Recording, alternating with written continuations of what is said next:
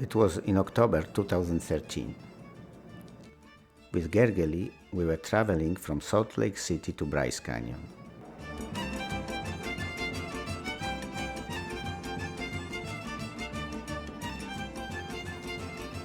We were talking about everything. About the cystic fibrosis conference that just ended, about landscape around us, about science, about scientists. But we did not talk about the book Hunger Disease, a study conducted by Jewish physicians in Warsaw Ghetto in 1942. This study was coming to my mind along the trip, but I did not want to talk about this. I have just purchased the English edition. The original is in Polish. It was published in 1946 in Warsaw, and I found it among my parents' books a few months ago.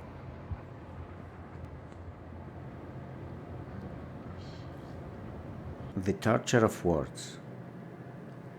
I have never felt it as strongly as now, when I have to write an introduction to this work. This is an unbelievable moment, since the work was originated and pursued under unbelievable conditions. I hold my pen in my hand, and death stares into my room.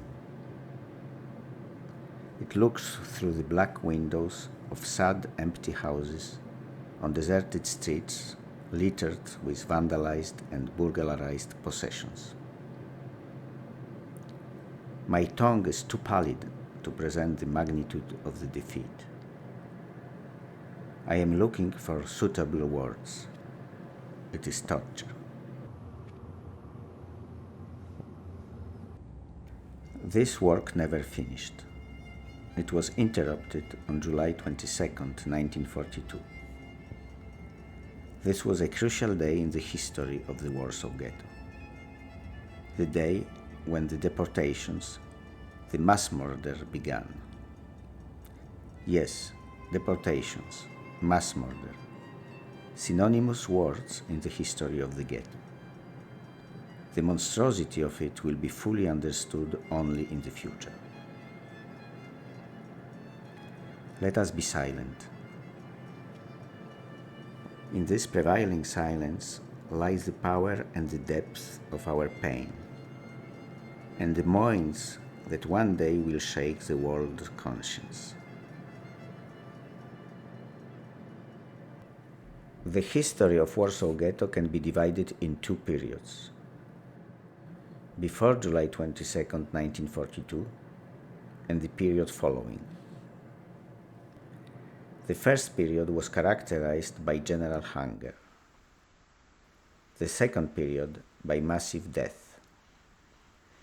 It is not surprising, therefore, that when the second period started, the work on hunger stopped. Work was stopped, but not liquidated. When the first horrible shock of the deportation was over, the accumulated material was studied again and organized. This is the work being published now. It is an unfinished symphony, full of meaning, written by Jewish doctors of 1942.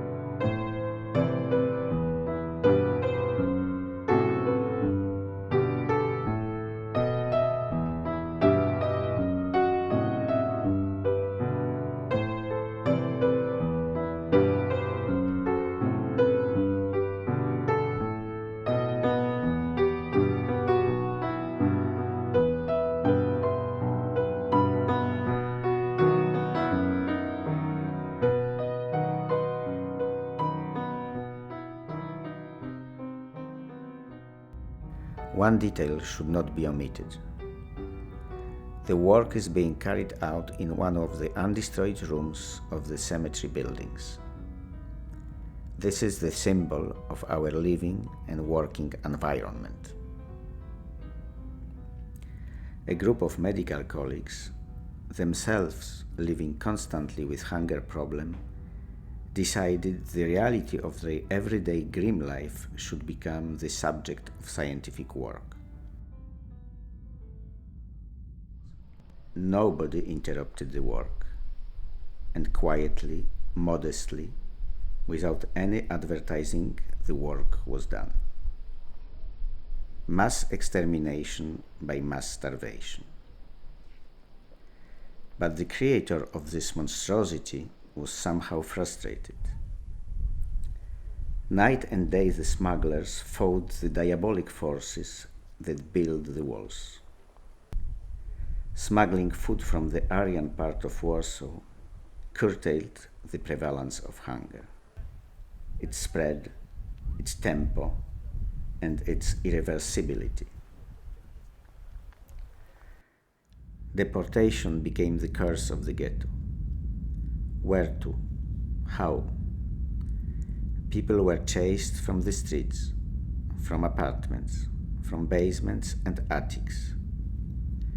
They were chased with guns and with whips into the unknown, packed into cattle trains, children separated from parents, and wives from husbands, masses of people without water or bread, people driven in inhuman chaos, disorganized, the old, the young, the healthy, and the mortally sick together, a trip without return. Therefore, I emphasize once more the role of the unknown smuggler, who with his own blood and sweat made our scientific work in the ghetto possible.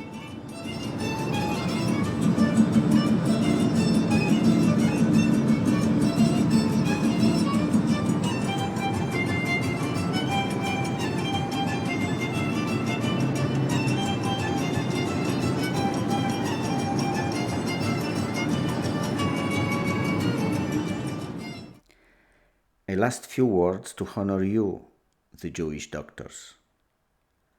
What can I tell you, my beloved colleagues and companions in misery?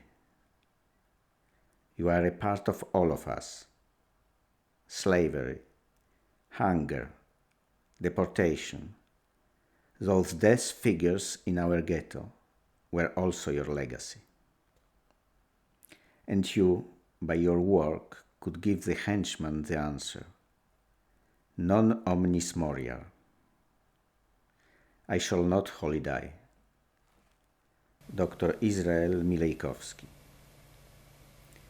Head of the Department of Public Health, Jewish Council in Warsaw, Warsaw, October 1942.